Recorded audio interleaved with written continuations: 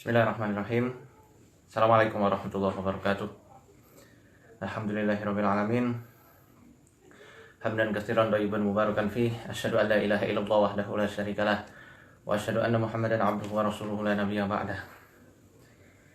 Allahumma shalli ala nabiyyina Muhammadin wa ala alihi wa sahbihi wa man tabi'ahum bi ihsanin ila yaumiddin wa ba'du.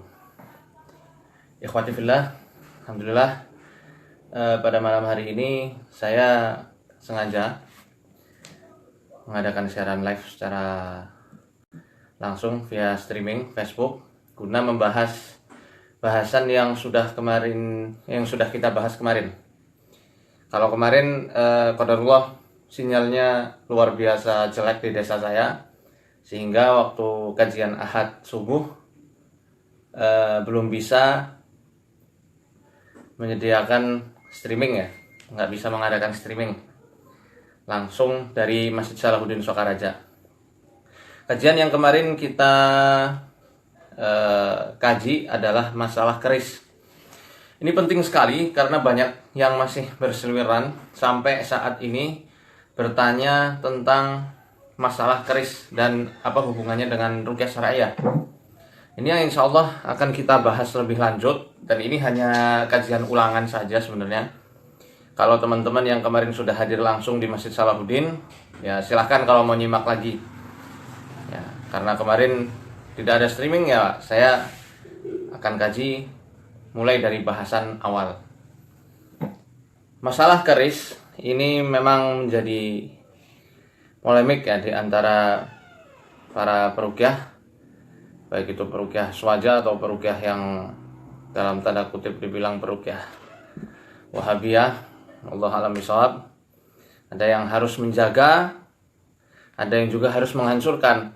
Nah, maka bagaimana tindakan terbaik supaya orang-orang itu terlepas dari efek pengaruh jin jahat yang ada di keris tersebut? Sebelum kita bahas lebih lanjut tentang permasalahan keris, kita mesti tahu terlebih dahulu bahwasanya keris ini salah satu bagian dari budaya nenek moyang kita. Salah satu dari budaya nenek moyang orang Nusantara. Karena keris bukan hanya milik orang Jawa, sampai Thailand, ya, Filipina, Malaysia, itu semua juga ada keris. Bahkan dalam ilmu persilatan, senjata keris adalah senjata yang paling tinggi ketika seseorang sudah betul-betul menguasai ilmu silat. Yang perlu kita bahas bagaimana Islam memandang budaya. Apakah budaya dalam Islam itu ada perintahnya untuk dilestarikan atau tidak? Ternyata antara budaya dan agama itu terdapat suatu hubungan.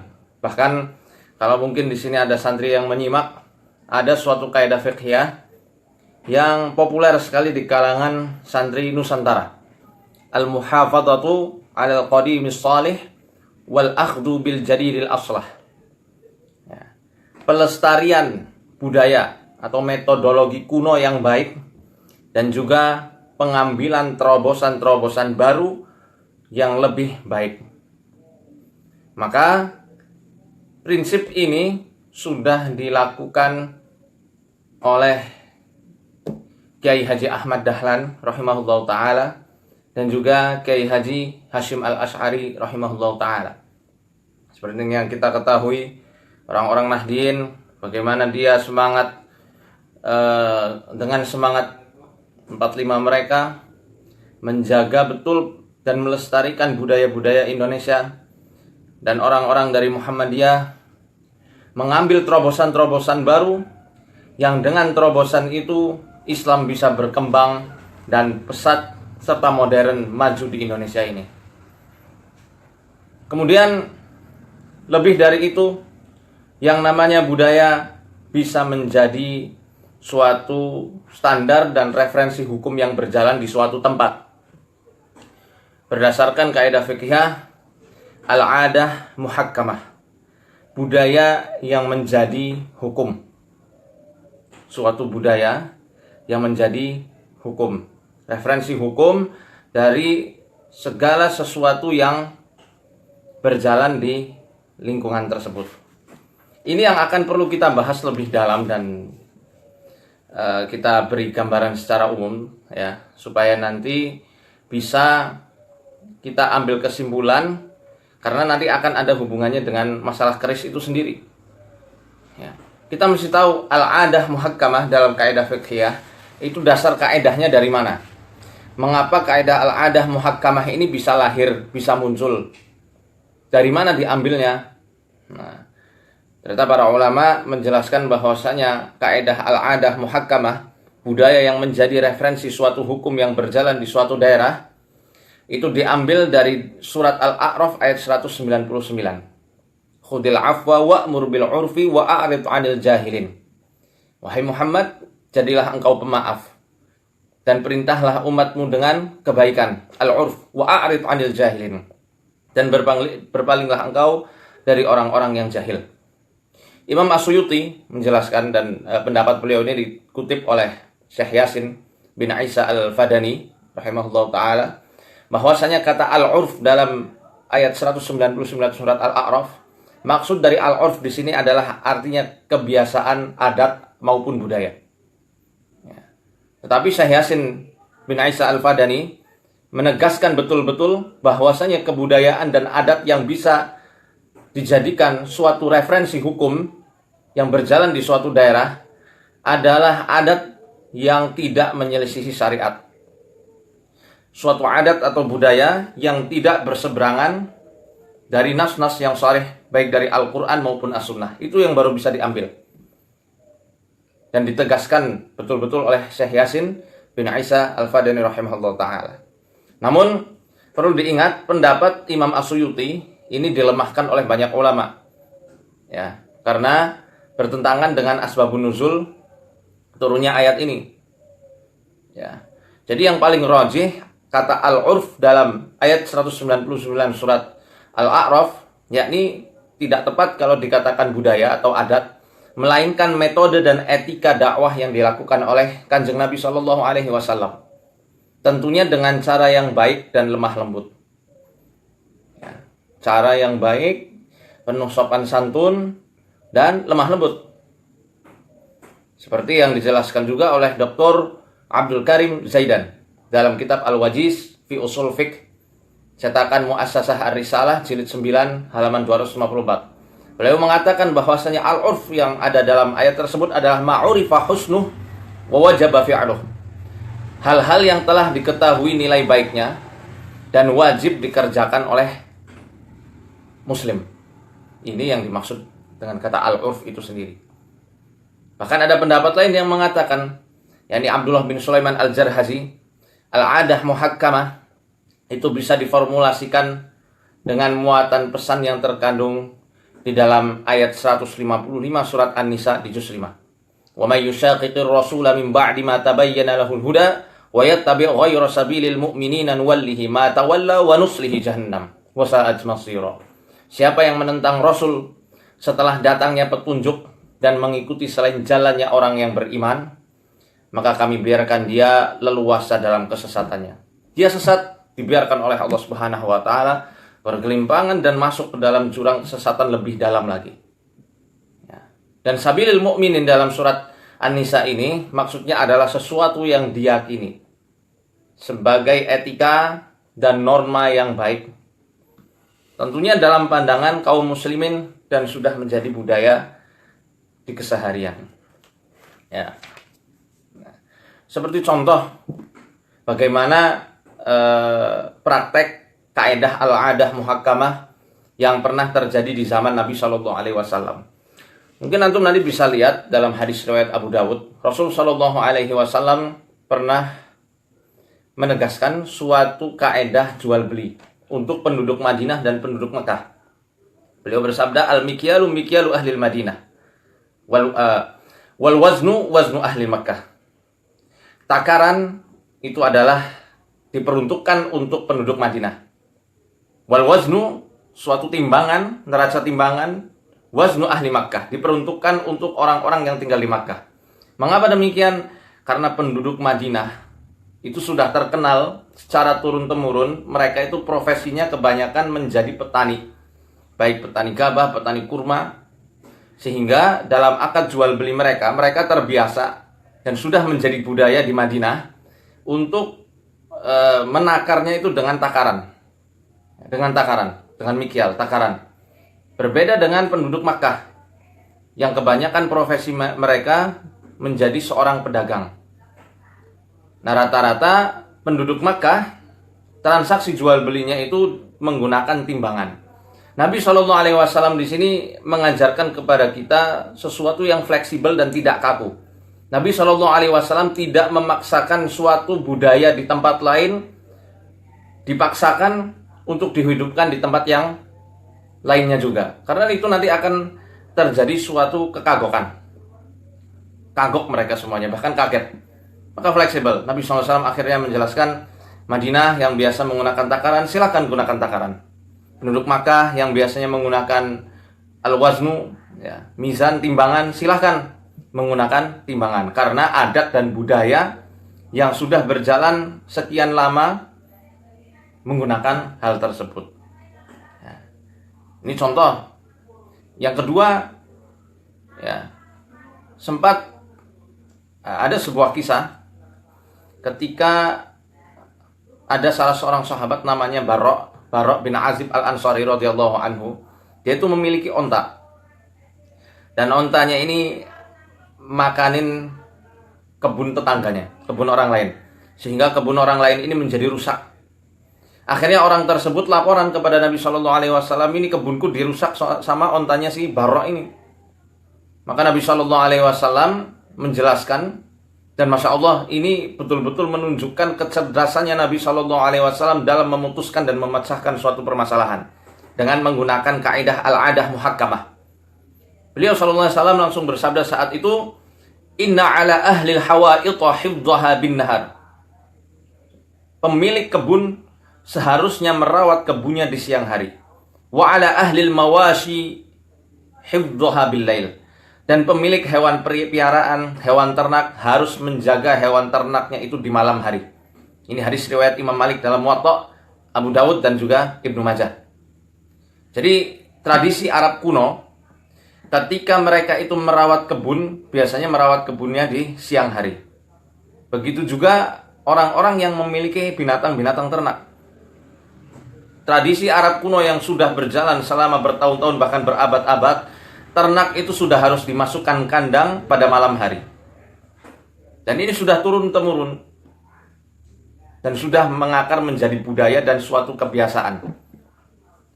Maka wajhu dilalah, ya. Poin penting pada hadis ini, beliau memesankan suatu pesan yang begitu berharga dan menjadi suatu solusi pemecahan masalah ini. Yakni beliau memaksudkan bahwasanya kalau itu rusaknya malam, maka Barok ini diwajibkan untuk mengganti. Karena berarti Barok lalai dalam menjaga ontanya. Karena kebiasaan orang Arab yang sudah turun-temurun, dia menjaga hewan ternak di malam hari. Nah, kalau si kebunnya ini rusaknya malam, Barok harus mengganti. Karena berarti Barok yang lalai. Tetapi kalau rusaknya di siang hari, maka Barok tidak diwajibkan untuk mengganti. Karena apa? Karena berarti yang lalai bukan Barok, yang salah bukan ontanya, tetapi si pemilik kebun yang tidak menjaga kebunnya dengan baik. Ini salah satu metode al-adah muhakkamah yang pernah dicontohkan oleh Nabi Shallallahu Alaihi Wasallam di zaman beliau. Di zaman sekarang misalnya contoh tentang mahar nikah. Mahar nikah dalam Islam itu sendiri juga tidak ditetapkan berapa-berapanya. Seperti contoh di Mesir, orang-orang Mesir ketika dia mau nikah, yang saya tahu waktu itu laki-lakinya sudah harus mempunyai sakoh, sudah harus mempunyai rumah. Sedangkan perkakasnya itu yang menyediakan perempuan. Nah, kalau di desa saya tinggal waktu di Mesir, di Samanut, Provinsi Dakwahlia, di Minyat Samanut, itu kalau ada orang mau kawinan, orang hajatan, dia ngarak perkakasnya itu diarak ya, diarak keliling kampung. Ada kulkas, ada TV, ada apa macam-macam sambil digenjringi sambil wanita-wanita Arab yang memainkan lidahnya itu. Nah, ini tidak masalah karena itu perkara perkara keduniawian. Lalu bagaimana budaya yang terlarang dalam Islam? Tentu budaya yang terlarang dalam Islam yang tidak bisa dijadikan suatu referensi rujukan hukum, ya, hukum yang berjalan di daerah tersebut adalah adat-adat dan budaya-budaya yang berseberangan dengan syariat Islam. Seperti contoh di suatu daerah terpencil misalnya di Nusantara ini, yang mana Islam menjadi minoritas sehingga kebanyakan di sana penduduknya adalah orang-orang non-muslim. Lalu sudah turun-temurun di antara mereka terjadi hubungan pernikahan beda agama. Walaupun itu mungkin sudah menjadi budaya yang mengakar, hukumnya haram. Tidak bisa ditetapkan dan tidak bisa menggunakan kaidah al-adah muhakkamah. Karena itu sudah masuk ke dalam perkara agama dan menikah sama orang yang non-muslim tidak diperkenankan dalam Islam. Itu juga mungkin tradisi pembakaran mayat. Orang-orang Islam tidak diperkenankan, walaupun di situ dia minoritas. Ketika ada saudara atau kerabatnya yang meninggal, maka harus dikuburkan secara Islam. Diurusi jenazahnya seperti halnya orang-orang Islam mengurusi jenazah saudara-saudaranya. Tidak boleh ikutan dibakar dan tidak berlaku kaidah al-adah muhakkamah di sini. Kemudian di Cilacap ada yang namanya tradisi tumpeng rasulan, yang katanya tumpeng ini dibuat untuk sedekah sama Rasul SAW, sehingga dikendangkan itu apa? Dihanyutkan di lautan. Ini juga tidak diperkenankan. Nah, itu yang makan siapa? Ikan. Adapun Nyi Roro Kidul, wallahu a'lam bishawab. Ini jelas tidak ada seperti itu. Setan nanti yang akan makan. Kemudian ada juga tradisi menanam kepala hewan di pondasi-pondasi rumah. Ini juga tidak bisa masuk ke dalam kaidah al-adah muhakkamah. Karena hal tersebut termasuk salah satu hal yang terlarang di dalam Islam. Baik, sekarang kita baru masuk ke dalam perkara pembahasan keris.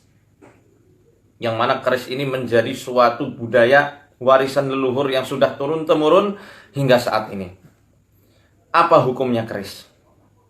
Kalau kita tanya apa hukumnya keris, kurang tepat pertanyaannya. Karena suatu benda yang tidak ada hukumnya, sama seperti apa hukumnya charger.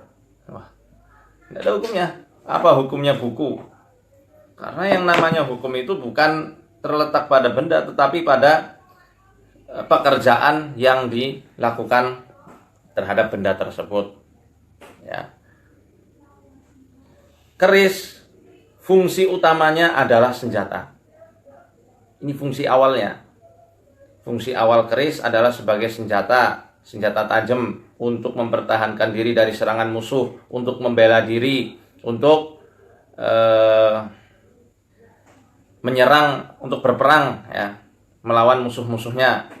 Maka ketika dia digunakan sebagaimana fungsi tujuan utama keris sebagai senjata, maka hukumnya boleh. Karena dalam kaidah fiqhiyah dikatakan segala perkara keduniawian itu semuanya dihalalkan selagi sampai ada dalil yang mengharamkan untuk dilakukannya. Al aslu fil asya'i al ibahatu hatta yadullad dalilu ala tahrim. Hukum pokok dari segala sesuatu, baik itu makanan, baik itu senjata, baik itu pakaian, semuanya ibahah, boleh, mubah. Sampai kapan? Sampai ada dalil yang melarang kita untuk menggunakannya. Itu kalau perkara duniawi. Beda lagi kalau perkaranya ibadah. Kalau perkara akhirat, perkara ibadah, dalam kaidah fikih dikatakan al-aslu fil ibadah at-tauqif. Hukum pokok, hukum asal dari peribadatan itu semuanya diharamkan sampai ada dalil yang menyuruh kita untuk melakukan peribadatan tersebut. Nah, kalau keris tidak ubahnya seperti pisau buat ngerajang lombok, buat ngerajang bawang. Nah, tidak ubahnya seperti pedang katana yang dibawa oleh para samurai, ya, untuk berperang, untuk membela diri. Maka hukumnya ya boleh-boleh saja kalau seperti ini. Hukum memilikinya boleh kalau difungsikan sebagai fungsi senjata, tidak diagung-agungkan. Nah, permasalahannya keris itu banyak sekali yang mengagungkannya. Apalagi sampai ada yang menganggap keris itu keramat. Na'udzubillah min dzalik. Nah, kalau sampai ada orang yang mengatakan keris itu memiliki kekeramatan tersendiri, ini yang berbahaya. Ini yang akan kita bahas di sini. Kita sudah meninjau bahkan sampai ke ahli keris di salah satu situs di Banyumas. Saya dan beberapa tim di Arsada tanya lebih lanjut tentang keris itu apa sih, sampai saya dikasih bukunya untuk mempelajari keris lebih dalam. Jadi keris itu berasal dari kata kekeran. Ke-nya itu kekeran, maksudnya adalah pagar, penghalang, dan peringatan. Sedangkan ris diambil dari kata aris. Aris maksudnya adalah tenang dan lembut. Jadi keris adalah pelindung yang lembut. Pelindung, penjaga yang lembut dan tenang. Kekeran dan aris. Makanya kalau disatukan jadi keris. Bahayanya, orang-orang zaman dulu, ketika mereka sedang proses pembuatan keris, sedang menempa keris, rata-rata empunya itu puasa bisu. Dia tidak berbicara sama sekali sambil melafadzkan mantra-mantra khusus dan doa-doa khusus. Ini yang menjadi bahaya. Ini yang menyebabkan akhirnya jin itu mau dan betah bersemayam di keris tersebut. Ya. Dengan amalan-amalan, tradisi-tradisi dan amalan dari agama sebelum Islam masuk, itulah yang menjadi sebab jin itu akhirnya mendekam di keris dan membuat efek di keluarga itu suasananya menjadi gemerungsung dan panas luar biasa. Hingga akhirnya menurun nanti ke anak cucunya. Belum lagi tentang kepercayaan-kepercayaan orang-orang Jawa kuno terhadap bentuk-bentuk keris. Sampai ada beberapa referensi yang kami baca, orang kalau mau membuat keris itu dicocokkan dulu.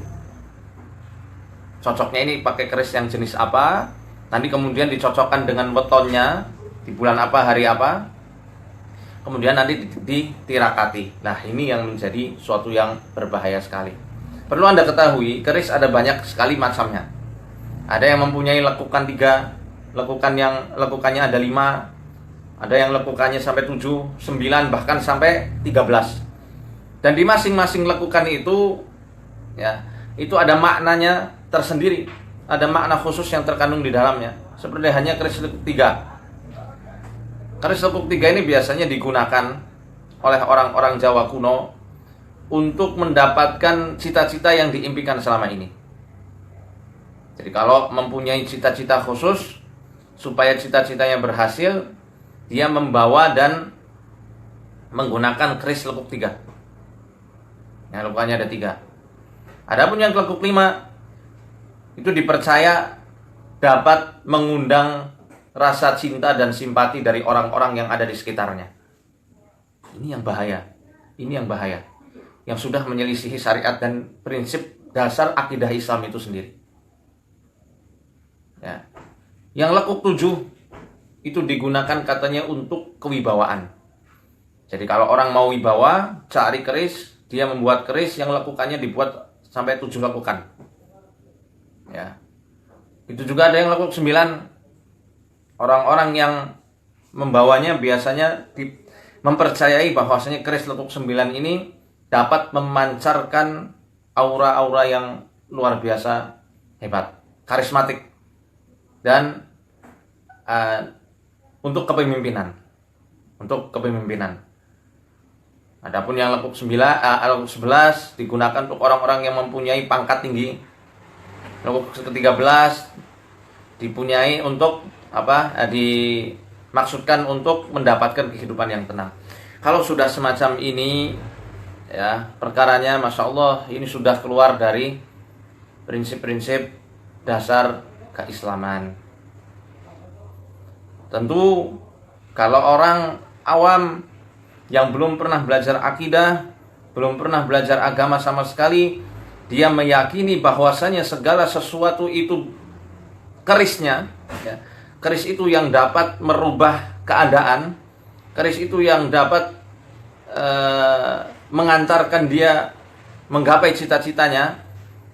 maka bisa dihukumi kufur oleh para ulama. Bisa dihukumi kufur dalam arti kafir oleh para ulama. Yakhruj minal millah. Dia keluar dari keislaman kalau orang tersebut mempercayai. Makanya ini sangat berbahaya. Dalam pembahasan masalah keris yang dia itu menjadi warisan budaya leluhur, kita juga perlu tahu tentang ketentuan-ketentuan mengambil sebab perantaraan dalam Islam. Kita mau berikhtiar nih. Kita mau berikhtiar untuk menggapai sesuatu. Maka dalam mengambil sebab perantaraan itu di dalam Islam sudah diatur sedemikian rupa. Ada dua prinsip utama yang dibolehkan dalam Islam ketika kita hendak berikhtiar. Mengambil suatu perantaraan yang dapat mengantarkan kita pada suatu akibat. Apa itu? Yang pertama, harus bisa dibuktikan secara ilahiyah. Harus bisa dibuktikan dari sisi dalil. Contoh, ini tadi kita bahas bahwasanya keris dipercaya oleh sebagian orang Jawa kuno, bahkan sampai zaman ini pun masih ada santri-santri yang menganggap keris itu keramat. Ya sebagian ya, saya nggak katakan, saya juga santri enggak, tapi saya enggak mengatakan keris itu keramat. Apakah boleh kita menganggap sesuatu itu keramat? Maka kita harus buktikan secara dalil. Dari sisi dalil. Kalau memang keris itu mengandung berkah, keris itu mempunyai karomah, mempunyai kekeramatan khusus, sehingga kalau kita doa sambil membawa keris, doa kita lebih mustajab, ini butuh yang namanya dalil. Harus bisa dibuktikan secara ilahiyah. Seperti contoh, kita sakit. Lalu kita menjadikan Al-Quran ini sebagai sebab perantaraan untuk penyembuhan penyakit kita. Walaupun mungkin dari segi medis, segi ilmiah belum bisa dibuktikan. Orang-orang medis mungkin belum bisa membuktikan dengan bukti ilmiah yang detail, yang pasti bahwasanya Al-Quran ini bisa menyembuhkan penyakit, misal seperti itu. Maka ini bisa dibuktikan dengan dalil yang ada di dalam Al-Quran. Allah Subhanahu wa taala sudah berfirman mengabarkan kepada kita, wa nunazzilu minal Qur'ani ma huwa syifaa'u wa rahmatul lil mu'minin. Kami telah menurunkan dari Al-Quran ini sesuatu yang menjadi syifa, sesuatu yang menjadi penyembuh dan rahmat. Penyembuh dan rahmat. Rahmat menurut Ibnu Qayyim rahimahullah, yang dimaksud rahmah di sini adalah kesembuhan. Syifa ini penyembuhannya, rahmahnya ini kesembuhan bagi siapa? Bagi orang-orang yang beriman.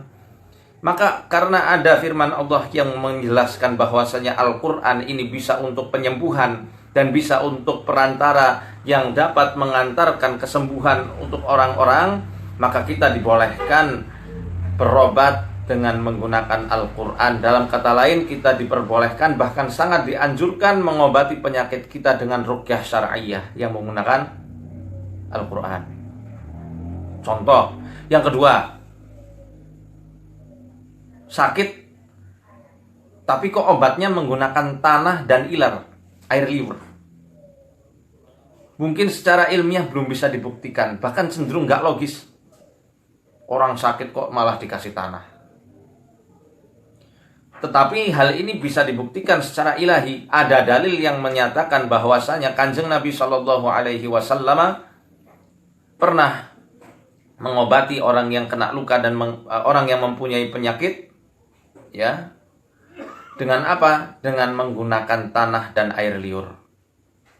Beliau meludahkan sedikit ludahnya di jari telunjuk kanan, lalu menempelkan ke tanah sambil membacakan doa Bismillahi turbatu ardina biriqati ba'dina yusfasaqimuna biidni rabbina. Dengan nama Allah dan dengan tanah kami, dengan sebagian air liur kami, sembuhkanlah penyakit saudaraku ini. Set. Sambil dioleskan.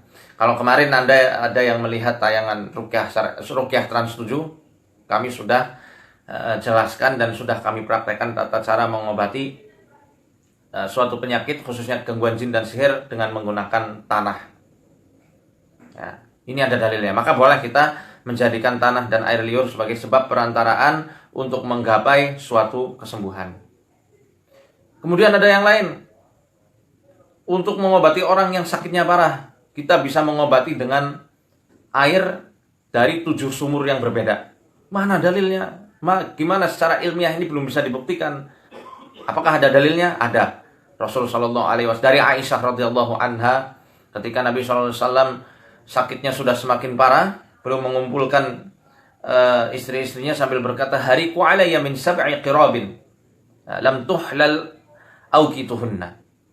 Siramkan kepadaku, ya, siramkan di badanku ini menggunakan 7 geriba air yang belum dibuka. Yang 7 geriba air ini diambil dari 7 sumur yang berbeda. Seketika itu, ketika disiramkan kepada Nabi Shallallahu Alaihi Wasallam, beliau langsung bisa bangun dan berpesan kepada sahabatnya. Maka kita juga dibolehkan. Kemudian Habatus Sauda misalnya. Habatus Sauda itu adalah obat setiap penyakit. Maka kita dibolehkan karena ada dalil yang menunjukkan hal demikian. Bahkan Hajar Aswad, batu hitam yang ada di Ka'bah, ya, itu juga batu istimewa yang Allah turunkan langsung dari surga. Kalau ini ada dalilnya, maka kita dibolehkan untuk bertabaruk di situ. Dalam artian kita menciumnya boleh, kita menciumnya, kita berdoa di situ. Karena di dalam hadis juga dijelaskan, kalau kita berdoa di situ, doa kita mustajab. Doa kita mustajab. Ya. Yang kedua, harus bisa dibuktikan secara qadari, secara ilmiah. Nah, kalau dua prinsip ini tidak tergabung jadi satu, ya maka tidak boleh dijadikan sebab perantaraan dalam penyembuhan atau mengobati gangguan jin atau sihir dan yang lainnya. Sama halnya seperti keris, sama halnya seperti pring petuk. Ada pring petuk katanya itu bertuah, katanya itu sakti, katanya itu penuh berkah dan keramat. Mana? Apakah bisa dibuktikan secara ilmiah? Kalau bisa, oke lah. Tapi kalau tidak bisa, mana dalilnya? Apakah ada dalil yang menunjukkan bahwasanya pring petuk adalah pring atau bambu yang mengandung keberkahan sehingga rizki bisa lancar? Ada? Nggak bisa. Keris misalnya. Apakah ada bukti-bukti secara ilmiah bahwasanya keris lekuk 3 itu bisa dijadikan perantaraan untuk menggapai suatu cita-cita? Tentu tidak ada bukti ilmiahnya. Oke, kalau tidak ada bukti ilmiah, ada tidak dalilnya yang menunjukkan keris lekuk 3 itu bisa digunakan untuk menggapai cita-cita? Tentu tidak ada. Maka kalau nggak ada bukti secara ilmiah dan tidak bisa dibuktikan secara dalil, ikhtiar tersebut tidak diperkenankan di dalam Islam. Ya. Bisa dipahami ya. Nah, yang lebih berbahaya kalau nanti ada orang awam yang tadi saya sebutkan. Oke, saya tidak bahas dari sisi akidah atau tauhid yang disampaikan oleh Syekhul Islam Ibnu Taimiyah atau Syekh Muhammad bin Abdul Wahab. Tapi kita bahas dari akidah atau tauhidnya Asy'ariyah dan Maturidiyah. Ini menjadi pelajaran diktat saya waktu tingkat 2 di Al-Azhar di Kairo. Di tahdhib. Di situ Syekh Laqani ya, menjelaskan bahwasanya orang-orang yang mempercayai jimat tak terkecuali keris itu nanti akan terbagi menjadi 4 golongan. Yang paling berbahaya, golongan pertama yang bisa dihukumi kafir. Bisa langsung dihukumi kafir. Siapa itu? Yaitu orang-orang yang meyakini bahwasanya keris atau jimat yang disimpan bisa memunculkan kekuatannya dengan zat dan tabiatnya sendiri. Sehingga orang-orang awam meyakini, oh, aku bisa menggapai cita-cita ini karena keris ini. Bukan karena Allah, tapi karena keris ini. Aku punya kewibawaan dan dicintai banyak orang karena keris lekuk 5 ini. Aku mendapatkan kepemimpinan dan pangkat yang tinggi karena keris lekuk 11 ini. Kalau sudah demikian, ijma' para ulama dikatakan kafir. Na'udzubillah min dzalik. Kalaupun enggak misalnya, aku yakin kok bukan keris yang mendatangkan manfaat atau mudarat. Itu semua dari Allah. Itu semua dari kekuatan yang Allah sediakan di keris ini. Kalau seperti itu keadaannya, dia masuk kepada ranah yang kedua. Dia tidak dihukumi kafir, tetapi dihukumi fasiqun mubtadi'. Dia orang fasik, orang jahat. Yang mubtadi' itu ahlul bid'ah, yang mengada-ngadakan suatu perkara yang Allah belum mengirimkan sultan, mengirimkan kejelasan bahwa keris itu bisa digunakan untuk perantaraan tersebut. Ini berbahaya. Dari dua ini saja orang awam sudah banyak terjebak. Maka alangkah baiknya kita semua orang-orang yang meruqyah dengan ruqyah syar'iyyah, siapapun antum, lebih baik kita menggunakan suatu kaidah darul mafasid muqaddamun 'alal jalbil masalih. Ya. Kita meninggalkan celah-celah kerusakan itu lebih baik daripada kita memperbaikinya sedikit demi sedikit. Saya rasa orang-orang sekarang sudah cerdas lah. Ya, maka tidak perlu lagi kita susupi dengan budaya-budaya yang malah bisa merusak mereka sendiri. Dan ingat, masyarakat juga tidak semuanya paham tauhid. Maka kita perlu tutup celah-celah yang bisa mengantarkan mereka kepada jurang kesengsaraan. Seperti itu. Ya. Nah, keris bagaimana baiknya dalam ruqyah ini? Apakah baiknya dihancurkan atau bisa dinetralisir tetapi kerisnya tidak dihancurkan sama sekali? Sebenarnya kalau kita mau rujuk ya kepada dalil-dalil yang sudah ada dan penjelasan-penjelasan ulama yang menjelaskan tentang barang-barang yang pernah dialih fungsikan maksudnya seperti apa? Seperti contoh keris. Fungsi awal pembuatan keris kan buat senjata. Tetapi ketika keris ini sudah dialih fungsikan menjadi penyelamat, pelindung yang aris, pelindung yang lembut, yang tidak terlihat, maka ini yang berbahaya. Keris memang bukan berhala. Karena keris itu masuknya ke ranah senjata. Hukum asal memilikinya boleh. Tetapi kalau sudah dialihfungsikan, ini yang berbahaya. Dan dalam bahasa Al-Quran bukan sonam namanya, bukan asnam, tetapi autan, al-watnu, atau dalam kata lain an-nusub. An-nusub ini bukan hanya bentuknya berhala saja, bukan tamathil aja, bukan patung-patung aja, tetapi seluruh jamadat, benda-benda yang mati yang diagungkan oleh manusia. Seperti contoh keris ini kalau di Jawa. Nah, maka bagaimana yang dicontohkan sebenarnya oleh Nabi Shallallahu Alaihi Wasallam atau yang sudah dijelaskan dalam Al-Quran surat Thaha, alangkah baiknya dihancurkan. Ya, dihancurkan. Bagaimana cara menghancurkannya? Dilebur pakai api, kemudian dibuang ke lautan. Seperti yang dijelaskan oleh Nabi Musa, seperti yang dijelaskan oleh Allah Subhanahu wa taala ketika Allah mengabadikan kisahnya Nabi Musa alaihi salam yang amat sangat marah dan menghancurkan patung sapi yang disembah-sembah oleh Bani Israel. Undur ila ilahikal ladzi dzalta alaihi akifa lanuharriqannahu thumma lanansifannahu fil yammi nasfa. Lihatlah ini terhadap Tuhan yang selama ini kalian sembah-sembah, yang kalian agung-agungkan. Lanuharriqannah, kami akan benar-benar membakarnya.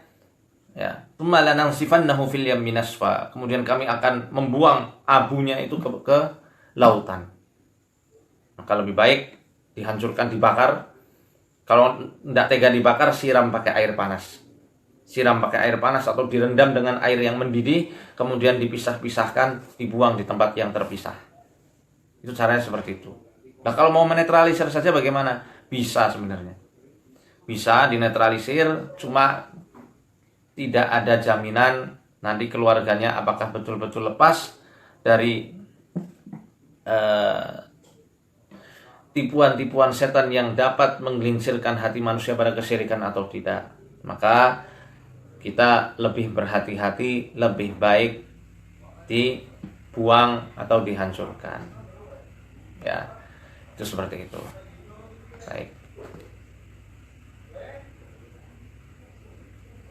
Ya kalau kita mau rujuk pada banyak sekali dalil-dalil, ya. Jangankan benda mati semacam keris. Benda mati yang dapat menjadikan manusia itu tergelincir pada fitnah itu harus dihancurkan. Bahkan dihancurkan oleh Nabi SAW. Contoh, ketika Fathu Makkah, 360 berhala dihancurkan oleh Rasulullah SAW. Padahal berhala adalah situs-situs budayanya nenek moyang Quraisy dari berbagai suku dan kabilah. Ketika Fathu Makkah, Rasul SAW bukan malah membuat museum berhala. Ada Hubal, ada Lata, ada Manat, ada Uzza. Tidak. Beliau perintahkan sahabatnya 360 berhala dihancurkan semuanya. Itu berhala ya. Lebih tegas lagi Umar bin Khattab dan juga Imam Asy-Syafi'i, bahwasanya para penyihir di zaman beliau, di zaman mereka, hukumannya adalah i'dam, dieksekusi, dipancung, dibunuh. Kenapa? Karena bisa menimbulkan banyak fitnah dan keresahan, khususnya keresahan pemelencengan akidah di sekitar orang-orang awam yang ada di situ. Ini manusia dapat menyebabkan kesyirikan semacam tukang sihir, itu hukumannya dimatikan. Nah, apalagi keris. Ini dalam kitab Fathul Bari, mungkin antum bisa lihat nanti. Kitab Fathul Bari di sini juga dijelaskan, ya, bahwasanya di dalam hadis, ya, yang mana Rasul Shallallahu Alaihi Wasallam menghancurkan berhala dulu.